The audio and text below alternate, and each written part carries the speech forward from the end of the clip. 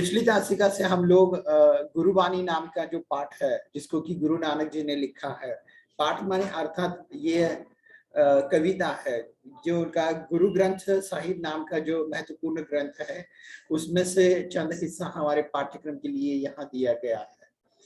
ये जो कविता है, जिसका कुछ हिस्सा हमारे लिए यहाँ पाठ्यक्रम के लिए दिया गया है, वह एक भक्तिकालीन संत काव्य के माध्यम से विद्यार्थियों को और आप जैसी युवा पीढ़ी को कुछ नसीहत, कुछ सीख और भक्तिकालीन साहित्य की परख अथवा पहचान के लिए ये हिस्सा पाठ्यक्रम में सम्मिलित किया गया है। पिछली तासिका में हमने देखा कि 15 अप्रैल 1469 को तलवंडी नाम के एक छोटे से गांव में गुरु नानक जी का जन्म हुआ और बचपन से ही उनका झुकाव अध्यात्म की तरफ रहा और इसी कारण से उन्होंने चिंतन और सत्संग को विशेष महत्वपूर्ण माना है। ये एक साहित्यकार होने के साथ ही एक दार्शनिक, एक योगी, एक समाज सुधारक और एक धर्म सुधारक के रूप में भी अपना योगदान दे चुके हैं।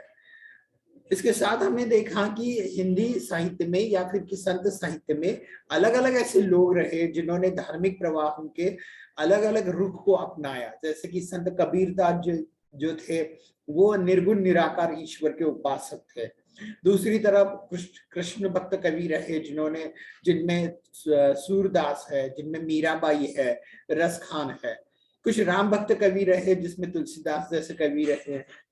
उसी प्रकार से गुरु नानक जी, जिनकी एक अपनी अलग वैचारिक धारणा थी, जो एक सर्वेश्वरवादी ईश्वर के उपासक थे, माने धर्म के नाम पर जो पाखंड है, जो ढोंग है, जो आडंबर है अथवा जो कर्मकांड है, इन सब से ऊपर उठ के सच्चे ईश्वर की उपासना के पक्षधर थे और यही उनके साहित्य में प्रतिबिंबित होता है। इनका ग्रंथ गुरु ग्रंथ साहिब, जो कि सिखों का एक धर्म ग्रंथ, सिख समुदाय का एक धर्म ग्रंथ इस रूप में जाना जाता है, उसके माध्यम से उन्होंने सच्चे धर्म की परख लोगों को कराने का प्रयास किया है। इनकी साहित्यिक विशेषताओं में हम ये देख चुके हैं कि यह एक भावुक इस तरह से अभिव्यक्ति करने वाले रचनाकार रहे। सख्त शब्दों का उन्होंने कम ही इस्तेमाल किया है और उनकी साहित्यिक रचना में एक तरफ तो फारसी, मुल्तानी, पंजाबी, सिंधी, खड़ी बोली और अरबी शब्द समाये हुए हैं और उनकी भाषा सहज और सरल है, जो कि संस्कृत भाषा या फिर कि किसी प्रकार की क्लिष्ट भाषा का उन्होंने इस्तेमाल नहीं किया और यही वजह है कि बहुत से लोग जो है वो उनकी रचना को सामान्यतः आसानी से समझ सकते हैं। जो साहित्यिक विशेषताएं हमने देखी, उसको लेकर के एक प्रश्न भी है कि गुरु नानक जी के साहित्य की या साहित्यिक रचना की विशेषताएं, जिसको लेकर के हमने बात की। उसके बाद हमने हिस्सा देखा था कि यह जो एक पद नाम की साहित्यिक विधा है, उसका कुछ हद तक हमने जो परिचय प्राप्त कर लिया। तो इसमें गेयता होती है और यह एक लोक साहित्य से जुड़ा हुआ हिस्सा है, लोक साहित्य की परंपरा से जुड़ा हुआ इस रूप में इसको जाना अथवा माना जाता है। और हमने ये देखा कि इसमें अलग अलग प्रकार के छंद हुआ करते हैं, छंदों का प्रयोग हुआ करता है और इसके अलावा ये जो परंपरा है उसमें संतों की सबद और कृष्ण भक्ति, इन दो रूपों में इस तरह की रचनाएं हुई है। जो पद हमारे लिए यहाँ पाठ्यक्रम में विशेष महत्वपूर्ण है और जो हमारे पाठ्यक्रम के लिए दिए गए हैं, उसमें कौन कौन से उपदेश अथवा कौन कौन से संदेश है, तो उसको लेकर के हम देख रहे हैं। पाठ परिचय के रूप में भी एक संक्षिप्त रूप में इसको देख लिया है। इससे पहले जो हिस्सा हमने देखा है वो मैं आपको पढ़कर सुनाऊंगा और उसके बाद जो दो पद या जो हिस्सा हमें अभी देखना शेष है उसको लेकर के हम फिर से बात करेंगे। तो जो हिस्सा हमने इससे पूर्व देख लिया है, आप चाहे तो इसको पुस्तक में देख सकते हैं या फिर कि मैं आपके सामने यहाँ स्क्रीन शेयर कर रहा हूँ, जिससे आपको जो है वह पुस्तक दिखाई दे।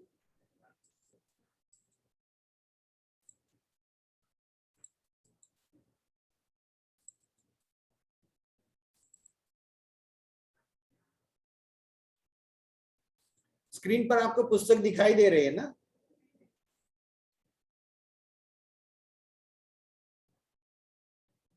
हेलो,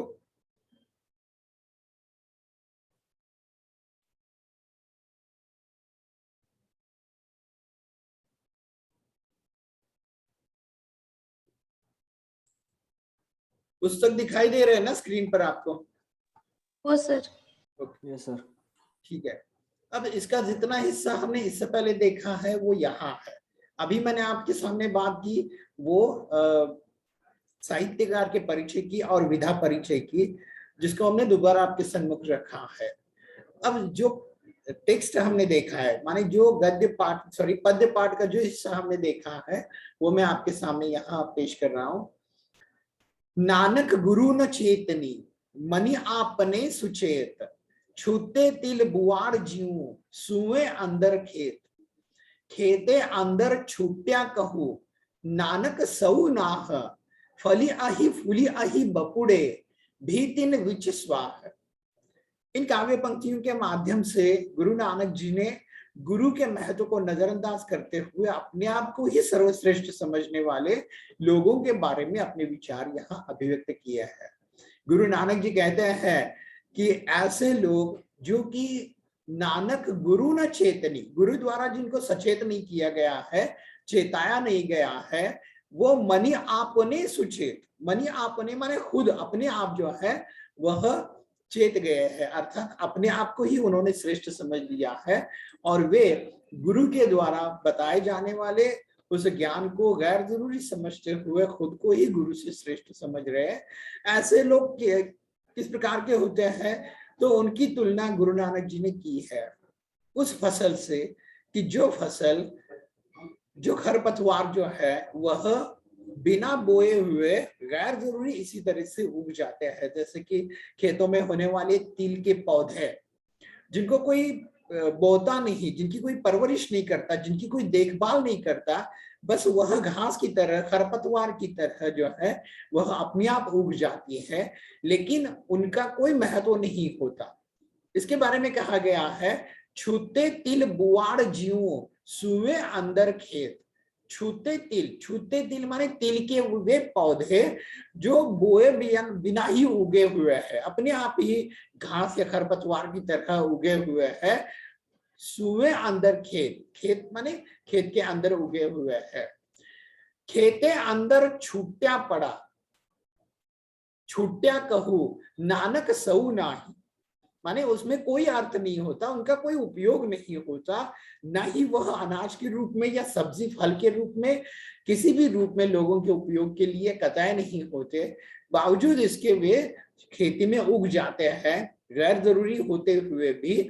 माने जो अच्छे पौधे हैं, जो उपयोग के पौधे हैं, पेड़ है, बेलियां हैं या फल के पेड़ पौधे हैं, वो मनुष्य के उपयोग के लिए है।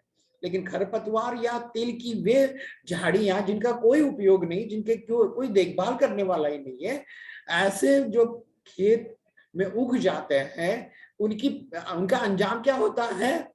फली आही फूली आही बपुड़े भी तीन विच स्वाह। बपुड़े माने बेचारे, बेचारे शब्द यहाँ गरीब इस अर्थ में इस्तेमाल नहीं हुआ है, बल्कि लावारिस, गैर जरूरी, इस रूप में ये शब्द इस्तेमाल हुआ है। वे फलते फूलते तो है, लेकिन उन बेचारों का कोई उपयोग नहीं होता, उनके अंदर कोई उपयोग की बात नहीं होती। तनविच स्वाह, तनविच स्वाह माने उनके अंदर जो है वह राख भरी होती है, गैर जरूरी चीजें भरी होती है, जिनका मनुष्य के लिए कोई उपयोग नहीं होता। यानी खेत में उगने वाली खरपतवार या घास की तरह जो सर्वतः निरुपयोगी है, ऐसी स्थिति होती है उन लोगों की जो गुरु के महत्व को नजरअंदाज करते हुए खुद को ही सर्वश्रेष्ठ समझने लगते हैं। इन पंक्तियों के माध्यम से जो मैंने अभी आपके सम्मुख रखी, गुरु के महत्व को यहाँ अधोरेखांकित किया गया है। अब इससे आगे जिन पंक्तियों को हमने देखा वे कुछ इस प्रकार से थे। जली मोह घसी मसी करी, मति कागद करी सारू, भाई कलम करी चितू लेखारी, गुरु पूछ लिखू बिचारी, लिखो नाम सालाह लिखो, लिखो अंत न पारावार। यहाँ उपदेश देते हुए गुरु नानक जी ने कहा है कि अपने अंदर की जो बुराइयां है, जो लालच है, जो मोह है, जो किसी प्रकार से गैर जरूरी बातें हैं, उनको मिटाना चाहिए और वो कौन कर सकता है? गुरु। गुरु ही हमें अच्छे बुरे सही गलत की परख करा सकता है। संसार में जीने का एक मार्ग प्रशस्त करने का काम गुरु करते हैं। हमारा दृष्टिकोण निर्माण करने का काम गुरु करते हैं। अपने पराई की परख करने का काम जो है वो सच्चे गुरु ही कर लेते हैं। हम आप जानते हैं कि हर एक जगह जो है वो गुरु का महत्व अपने आप में महत्वपूर्ण है। जैसे कि चाणक्य अगर चंद्रगुप्त के गुरु नहीं होते तो वो सम्राट नहीं पाते। बिल्कुल उसी प्रकार से हम देखते हैं कि हर जगह हर मकाम पर जो है वो पुराने जमाने में राह से भटकने वाले लोगों को मार्गदर्शन करने वाले साधु संत गुरु के रूप में वर्तमान थे। कुरुक्षेत्र के रण संग्राम में सर्वतः परास्त, मानसिक दृष्टि से परास्त हो चुके अर्जुन को मार्गदर्शन करने वाले भगवान श्री कृष्ण, जो कि जगत गुरु के रूप में जाने जाते हैं। बिल्कुल उसी प्रकार से गुरु जो है वह विशेष महत्वपूर्ण होता है। तो इसके बारे में ये कहा गया है, जली मोह घसी मसी करी। जली मोह, मोह माने लालच, अपने अंदर के मोह को, लालच को जला करके उसको घिसो। किस तरह से? जैसे चंदन घिसा जाता है और उसकी मसी, मसी माने स्याही, स्याही, उसकी स्याही बनाने के लिए कहा गया है। जली मोह, मोह को जलाकर उसको घिस करके उसकी स्याही बनाओ। मति कागज करी सारू, सारू माने अच्छा, मति माने बुद्धि, बुद्धि को कागज बनाओ। बुद्धि को कागज बनाने का संदेश या उपदेश यहाँ दिया गया है और कहा गया है कि बुद्धि को कागज बनाओ, मोह को जलाकर उसको घिस करके उसकी स्याही बनाओ। भाई कलम करी सा करी चितू लेखारी। भाई, भाई शब्द यहाँ स्नेह, भाईचारा, प्रेम भाव इस अर्थ में इस्तेमाल हुआ है। भाईचारे और स्नेह की कलम बनाने के लिए कहा गया है। और चितू, चितू माने चित्त, हमारा जो चित्त है उस चित्त को लेखारी माने लेखक, लिखने वाला। यानी यहाँ मोह को जलाकर घिस कर की स्याही बनाने के लिए प्रतीकात्मक रूप में कहा गया है। बुद्धि को यहाँ कागज बनाने के लिए कहा गया है। भाईचारे अथवा स्नेह को कलम बनाने के लिए कहा गया है और चित्त को लेखक। गुरु पूछी लिखू विचारी, विचारी माने विचार करके, गुरु से पूछ करके, विचार करके, सोच करके लिखने के लिए कहा गया है। क्या लिखने के लिए? लिखो नाम सालाह लिखो। लिखो नाम, नाम शब्द यहाँ नामस्मरण इस अर्थ में इस्तेमाल हुआ है। सालाह माने सलाह, यानी गुरु का जो महत्व है, गुरु के द्वारा दिया जाने वाला उपदेश है, गुरु का जो नामस्मरण है, उनकी महानता है, उसका विवरण करने के लिए, उनको लिखने के लिए यहाँ कहा गया है। और ऐसे गुरु का महत्व जो कि जिसका कोई अंत नहीं और जिसका कोई पारावार नहीं है। यानी ये जो गुरु है उनका कोई ऐसा, इनकी महानता का कोई अंत नहीं होता। और यही कारण है कि ऐसे अनंत महान और महिमाशाली गुरु के महत्व को लिखने के लिए अपने अंदर के मोह को जलाने की बात की, बुद्धि को कागज बनाने की बात की, भाईचारे को कलम, चित्त को लेखने वाला और गुरु से पूछ कर ही उनकी महानता, उनकी अनुमति से ही उनका महत्व जो है वो अभिव्यक्त करने की बात की गई है। अब यहाँ तक का हिस्सा हमने इससे पूर्व देख लिया है। तत्पश्चात का हिस्सा हम यहाँ नवीनतम रूप में देखने जा रहे हैं। वो इस प्रकार से है, मन रे अहिनि से हरिगुण सारी, जिनु खिनु पलु नामुन बिसरे, तेजन विरले संसारी। ज्योति ज्योति मिलाइए, सूरती सूरती संजोगु, हिंसा हऊ में गतु गए नहीं, सहसा सोगु। गुरु मुख जिसु हार मनी बसे, तिसु मेले गुरु संजोग। ये जो पद है, इस पद के माध्यम से गुरु नानक जी ये बताना चाहते हैं कि जहां गुरु का महत्व है, जहां ईश्वर के नामस्मरण का और उनके प्रभाव का जो महत्व है, उसको यहाँ अधोरेखांकित करने के लिए इस तरह की बात यहाँ की गई है। मन रे अहिनि से हरि गुण सारी। मन रे माने मन को, इंसान को, उपदेश देते हुए यहाँ कहा गया है अहिनिसी। अहिनिसी माने निशा शब्द आप जानते हैं, निशा माने रात, अहिनिसी माने दिन रात, हरि गुण सारी, सारी माने याद करना, ईश्वर का नाम, ईश्वर का नामस्मरण, ईश्वर की महानता, इसका दिन रात नामस्मरण करने के लिए, गुणगान करने के लिए यहाँ कहा गया है उपदेश के रूप में।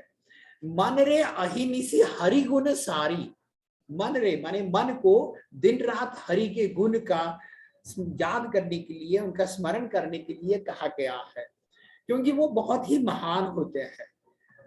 जिन खिनु पलु नाम न बिसरे, ते जन विरले संसारी, माने जिनके दिलो दिमाग से, खिनु पलु माने, पल माने क्षण, क्षण एक पल या एक लम्हा भी जिनके दिलो दिमाग से ईश्वर का स्मरण नहीं होता, बिसरे माने विसरना, भूल जाना, जिनके दिलो दिमाग से ईश्वर का विस्मरण हो जाता है, ऐसे लोग संसार में विरले हैं। माने लोगों को सदैव जो है वह ईश्वर का नामस्मरण जो है वो करना होता है और करते ही रहते हैं। ऐसे लोग बहुत कम है कि जो पल भर के लिए भी भगवान का नामस्मरण करना भूल जाते हैं। इस तरह से ईश्वर की महानता है। तो ऐसे ईश्वर से कौन से लाभ हो सकता है या उसकी प्राप्ति के लिए क्या करना चाहिए, उनकी कृपा अभिलाषा के लिए क्या करना चाहिए, ये भी उन्होंने बताया है। ज्योति ज्योति मिलाइए, सुरति सुरति संजोगु, यानी यहाँ कहा गया है कि दिन रात हरि का नामस्मरण करना चाहिए। जिन्हें पल भर भी ईश्वर का स्मरण नहीं होता, ऐसे लोग संसार में बहुत विरले हैं, और उस ईश्वर को अपने मन में मिला करके उसके साथ खुद भी प्रकाशित होने की बात की गई है। ज्योति माने प्रकाशित होने के लिए अर्थ में यहाँ इस्तेमाल हुआ है। जो एक ऐसा ईश्वर जिसका लोग पल भर भी स्मरण नहीं करते, ऐसे ईश्वर से प्रभावित होकर के, ऐसे ईश्वर से परिणामकारक दृष्टि से अपने आप को प्रभावित करते हुए अपने अंदर की ज्योति को जला करके, जगा करके खुद जो है वह प्रकाशित होने की बात यहाँ की गई है।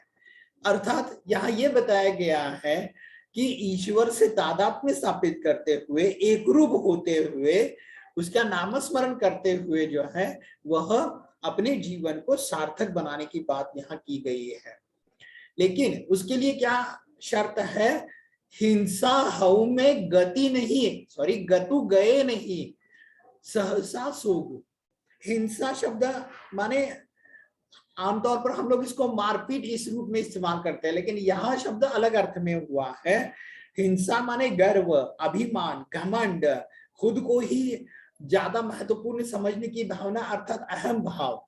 इन बातों को जब तक हम अपने मन में समाये दबाए हुए हैं और ईश्वर के सामने समर्पित नहीं होते, नतमस्तक नहीं होते, तब तक सहसा ईश्वर का हमें दर्शन नहीं मिलता, उनकी कृपा नहीं मिलती। हिंसा हऊ में गतु गए नहीं, हिंसा हऊ में यानी जिसमें हिंसा है, हिंसा माने जिसमें अहम भाव है, जिसमें गर्व है, घमंड है, जिसमें इस तरह से जो है वो अभिमान की भावना है, उसमें उसे ईश्वर के दर्शन नहीं होते। हिंसा हऊ में गतु गए नहीं, सहसा सोगु। सोगु माने दर्शन, जिसमें इस तरह की बुराइयां भरी होती है, वह जो कि समर्पित नहीं होता ईश्वर के प्रति, अपने अंदर की जो अहम भावना है उसको छोड़ नहीं देता, उसको ईश्वर की प्राप्ति नहीं होगी।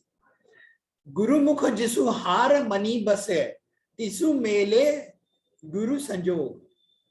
यानी यहाँ शब्दशार्थ क्या है? गुरुमुख जिसु हार मनी बसे, ईश्वर का जो नामस्मरण करते हैं, ईश्वर का या भगवान की माला या हार जिसने अपने गले में पहन लिया है, भगवान का नामस्मरण करने में यानी भगवान को जो समर्पित है, खुद जो है वह ईश्वर के प्रति अपने आप को समर्पित कर चुका है, ऐसे ही व्यक्ति को ईश्वर के दर्शन मिलते हैं। गुरुमुख जिसु हार मनी बसे, गुरुमुख, गुरुमुख माने ईश्वर, ईश्वर का हार जिसने अपने मन में पहन लिया है, तिसु मेले गुरु संजोग, मेले माने माला या सॉरी मिलना, और हार माने माला, यानी जिसने अपने मन में गुरु की माला पहन लिए है, उसे ही गुरु मिल जाते हैं और संजोग से उसे ही ईश्वर की प्राप्ति हो जाती है। कहने का तात्पर्य यह है कि अपने अंदर की बुराई, अपने अंदर के घमंड, अहम भाव को छोड़ने वाले को ही ईश्वर दर्शन देते हैं, ईश्वर की प्राप्ति होती है।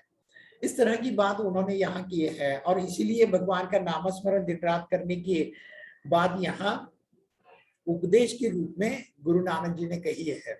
साथ में ये भी कहा है कि ईश्वर का नामस्मरण करते हुए उस प्रकाशमान ईश्वर से अपने अंदर के जीवन को या अपने खुद को भी प्रकाशित कर लो, ज्योति ज्योति मिलाइए, इस अर्थ में ये शब्द इस्तेमाल हुआ है।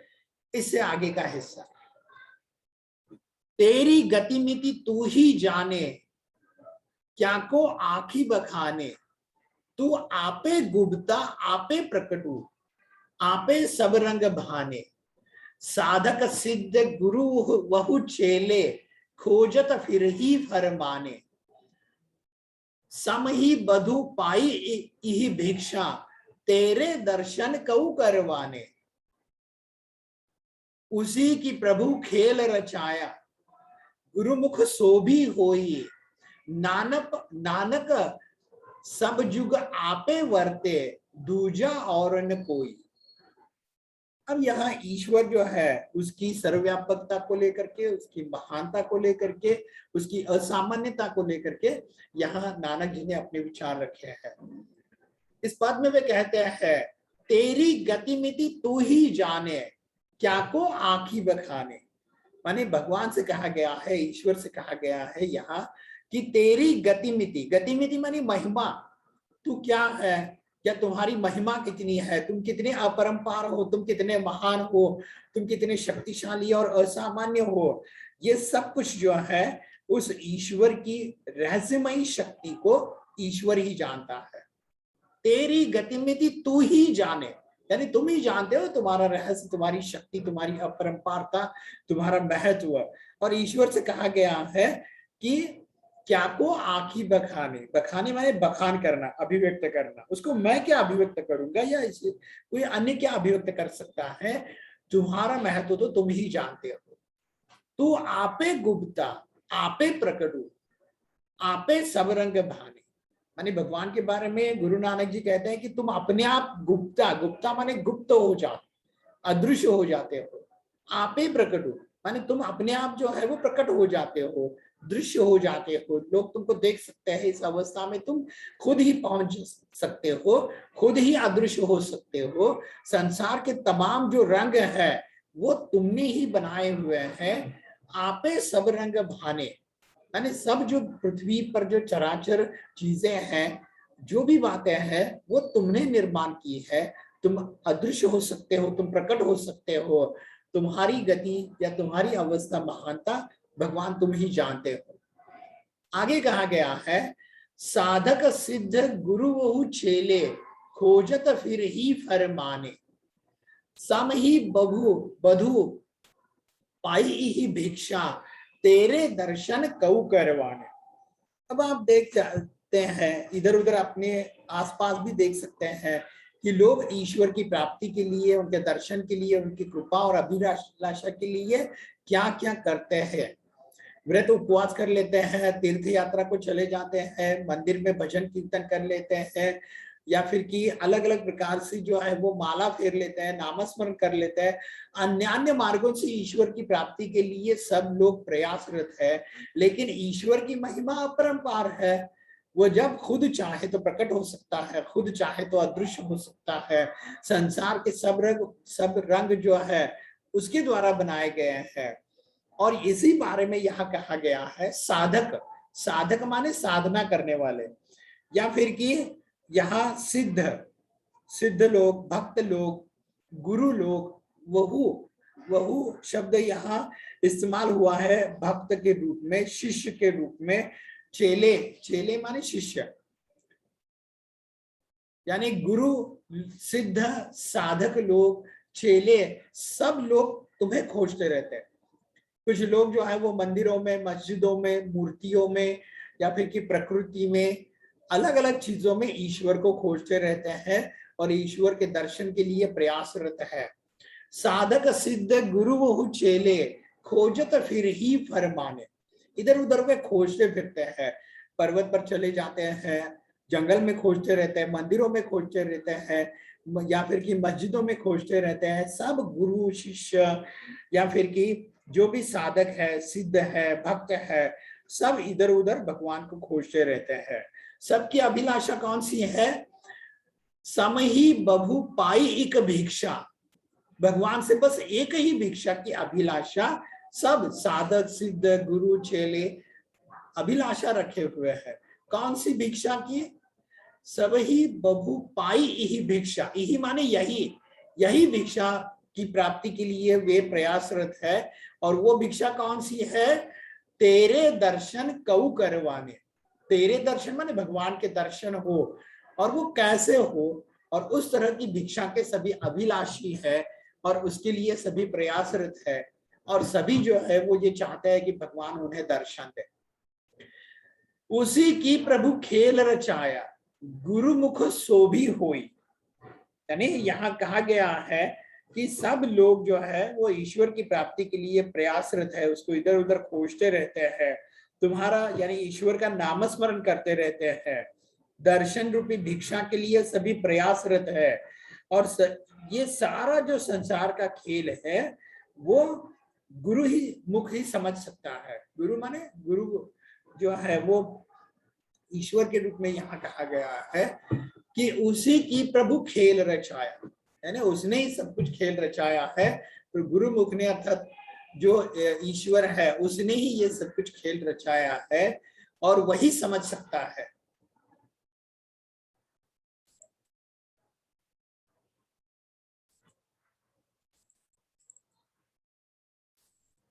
वही इस खेल को बेहतर तरीके से समझ सकता है। उसी की प्रभु खेल रचाया, गुरुमुख सोभी होई, नानक सब जुग आपे वर्ते, दूजा और न कोई। गुरु नानक जी क्या कहते हैं? सब जुग, जुग माने युग। हम जानते हैं कि समाज में सब कुछ जो है वो लगभग क्षणभंगुर है, यानी चीजें बनती है और मिट जाती है, मनुष्य जन्म लेता है, विकसित होता है और संसार से समाप्त हो जाता है, और युग आगे सरकते हैं, एक युग के बाद दूसरा, फिर तीसरा, फिर चौथा। ये जो आगे युग सरकते हैं ना, इन सब में हर युग में कौन है? हर युग में बस एक ही विराजमान है। नानक सब जुग आपे वर्ते, वर्ते माने विराजमान, माने सब कुछ बदल जाता है लेकिन सदियों से बस एक ही ईश्वर जो है वह क्षणभंगुर नहीं है, वह विराजमान है, वह जो है वो अमिट है, दूजा और न कोई। सब कुछ बदल जाता है लेकिन भगवान नहीं बदलते। भगवान जो है वो युग युग से अपना अस्तित्व बनाए हुए है, रखे हुए है। हर युग बदल जाता है, लोग बदल जाते हैं, प्रकृति की कुछ चीजें बदल जाती है, इंसान के या प्रकृति में भी यहाँ निर्माण, विकास और अंत, ये जो है ये क्रम चलता आ रहा है, लेकिन हर युग में बस ईश्वर विराजमान है। नानक सब जुग आपे वर्ते, वर्ते माने विराजमान, दूजा और न कोई, दूसरे किसी में इतनी क्षमता नहीं है कि वो सदैव के लिए बना रहे, बरकरार रहे या बनाए रहे। तो यहाँ ईश्वर के बारे में, उसकी जो महत्व है उसका, उसके बारे में बात की गई है। आगे कहा गया है, गगन में काल रविचंद्र दीपक बने, तारका मंडल जनक मोती, धूप मली अनिल पवनु चमरो करे, सकल वन राई कुलंत ज्योति, कैसी आरती होई भव खंडना, तोरी आरती अनाहत शब्द बाजत भोरी। अब यहाँ अलग तरीके से कुछ प्रतीकात्मकता यहाँ इस्तेमाल की गई है, इसमें कुछ मुश्किल शब्द भी हो सकता है आपके लिए, जैसे कि गगन, गगन माने आकाश, रवि चंद, रवि चंद माने रवि अर्थात सूर्य, और चंद माने चंद्रमा। रवि माने सूर्य और चंद्र माने चंद्रमा। इसके अलावा जो है वो धूप, धूप आप जानते हैं भगवान की पूजा के लिए धूप जो है वो लगाया जाता है और फिर उसका धुआं इधर उधर फैलता है। वह जो यहाँ प्रतीकात्मक रूप में इसका इस्तेमाल किया गया है। इसके अलावा जो है वो वनराई, वनराई माने जंगल, जंगल जो है उसके लिए ये शब्द यहाँ इस्तेमाल किया गया है। और ईश्वर की आरती की बात यहाँ की गई है। कहा गया है कि वनस्पतियां जो है वह फूल चढ़ा रही है। भगवान की आरती जैसे हम लोग कर लेते हैं, किसी थाली में किसी दीपक को लगा लेते हैं, या फिर कि उसमें जो है वह धूप चढ़ा देते हैं, या फिर कि कुछ फूल वगैरह उसमें रखे होते हैं। लेकिन यहाँ उस विधाता की आरती तो प्रकृति कर रही है। कहा गया है कि ये जो समस्त आकाश है, मानो इस आकाश की थाली में रवि अर्थात सूर्य और चंद्रमा दीपक बने हुए हैं। आकाश की इस विशाल थाली में चंद्रमा और सूर्य जो है वह दीपक बने हुए हैं। और मोती कौन बने हैं? मोती बने हैं आकाश के समस्त सितारे, तारका मंडल जनक मोती। यानी वो एक ऐसा थाल प्रतीकात्मक रूप में यहाँ प्रयोग किया गया है कि भगवान की आरती के लिए एक ऐसी थाली जिसमें कि सूर्य और चंद्रमा जो है वह दीपक बने हुए हैं, मोती बने हुए हैं, तारका मंडल अर्थात यहाँ के तमाम सितारे, मलयिनी, मलयिनी माने हवा, मलयिनी धूप पवन चमारो करे। यानी ये जो मलयिनी हवा है वह धूप के रूप में इधर उधर फैल रही है, जैसे भगवान की आरती के समय महक के लिए हम उसका इस्तेमाल कर लेते हैं। और सकल वनराई कुलंत ज्योति, माने इस भगवान की आरती के लिए ये जो प्राकृतिक थाली जो कि तारका मंडल या आकाश के रूप में, गगन के रूप में यह प्रयोग की गई है, उस थाली में जहां चंद्रमा और सूर्य दीपक बने हुए हैं, जहां मोती बने हुए हैं आकाश के तमाम सितारे, और धूप बनी हुई है यहाँ मलयिनी पवन, और संसार की तमाम पेड़ पौधों की जो फूल है वो इस थाली में फूलों के रूप में सजे हुए हैं। कैसी आरती होई भव खंडना, यानी ये तुम्हारी कैसी आरती है, माने कितनी महान, कितनी विशाल, कितनी विस्तृत तोरी आरती। तोरी माने भगवान की, भगवान से कहा गया है कि इतनी विशाल रूप में प्रकृति तुम्हारी आरती कर रही है। अनाहत शब्द बाजद भोरी, सॉरी भेरी, भेरी माने ढोल, यानी लगातार सदियों से, वर्षों से जो है वह ईश्वर की आरती यहाँ हो रही है। भक्ति या श्रद्धा के ढोल यहाँ बज रहे हैं। मानो कि हृदय, लोगों के हृदय में ईश्वर भक्ति का ढोल, हृदय की धड़कन को ढोल की उपमा दी गई है। लोगों के हृदय में धड़कने वाले जो दिल है, जो धड़कने है, मानो यह ईश्वर का ढोल बज रहा है। इस तरह की कल्पना की गई है और इसी तरह से जो है ये बात कही गई है। फिर से एक बार मैं आपके सामने यहाँ आज जितना हिस्सा हमने देखा है और पिछली तासिका में जितना हिस्सा हम देख चुके हैं उसको आपके सामने फिर से एक बार रखा जा रहा है। नानक गुरु न चेतनी मनी आपने सुचेत, छूते तिल बुआड़ जीव सुवे अंदर खेत, खेते अंदर छूट्या कहू नानक सऊ नाह, फली अहि फुली अहि बपुड़े भी तिन विच स्वाह,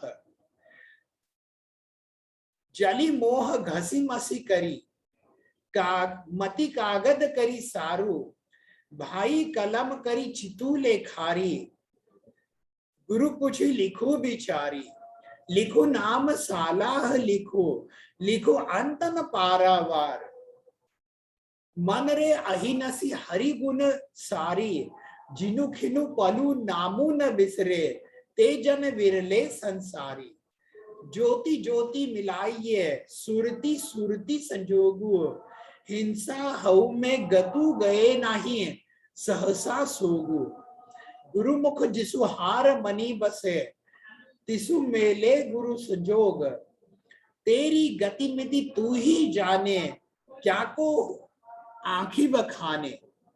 तू आपे गुप्ता आपे प्रकटू, आपे सब रंग भाने, साधक सिद्ध गुरु बहु चेले, खोजत फिर ही फरमाने। सम ही बधु पाई ही भिक्षा, तेरे दर्शन कऊ करवाने। उसी की प्रभु खेल रचाया, गुरुमुख सोभी होई। नानक सब जुग आपे वर्ते, दूजा और न कोई। गगन में काल रविचंद दीपक बने, तारका मंडल जनक मोती। धूप मलियानी पवनु चंवरो करे, सकल वनराई कुलंत ज्योति।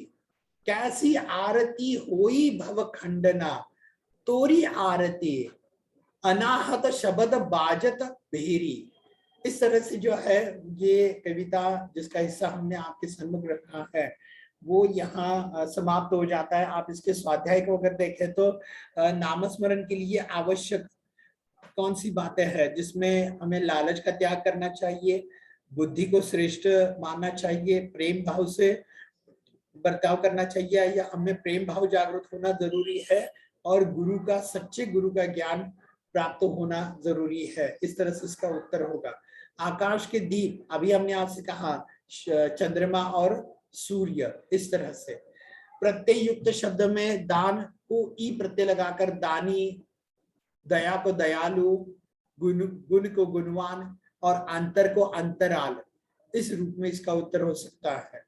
यहाँ स्वमत अथवा अभिव्यक्ति का प्रश्न है, वो भी कोई मुश्किल नहीं है। गुरु बिन ज्ञान न होई, उक्ति को पर अपने विचार लिखिए, या फिर